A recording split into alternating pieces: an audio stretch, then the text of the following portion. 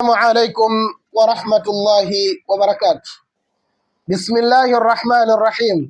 الحمد لله والصلاة والسلام على رسول الله صلى الله عليه وسلم. مستمعون الكرام، أهلا بكم ومرحبا بكم من جديد. هذا الدعاء حسن يحفظك من كل شر.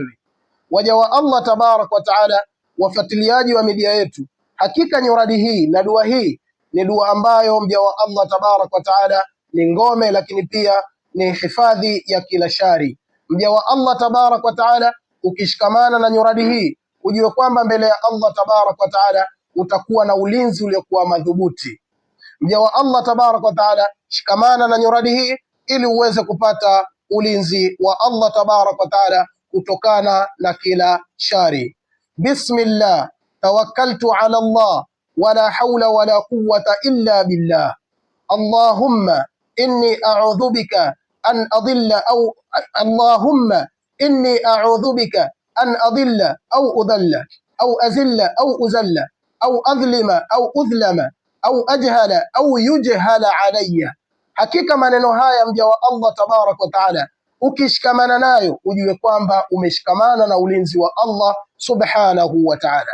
Je, nyuradi hii inasomwa wakati gani ambao mja wa Allah tabarak wa ta'ala ukiutumia wakati huo, ulinzi wa Allah tabarak wa ta'ala unakuwa dhidi yako? Mja wa Allah tabarak wa ta'ala, nyuradi hii inasomwa wakati ambao unatoka nyumbani kwako kwenda katika mambo mengine nje ya mji wako. Mja wa Allah tabarak wa ta'ala, usije kusahau kusoma nyuradi hii wakati unatoka nyumbani kwako, kwani kusahau nyuradi hii maana yake umekaribisha kila shari dhidi yako. Kusahau nyuradi hii umekaribisha husda. Kusahau nyuradi hii mja wa Allah tabarak wa taala, umesahau vijicho, umeruhusu vijicho juu yako. Mja wa Allah tabarak wa taala, kusahau nyuradi hii mja wa Allah tabarak wa taala, umeruhusu kila shari iwe dhidi yako. Ukihitaji ulinzi wa Allah, basi mja wa Allah tabarak wa taala, unapotoka nyumbani kwako, shikamana na nyuradi hii, ujue kwamba kwa nyuradi hii Allah tabarak wa taala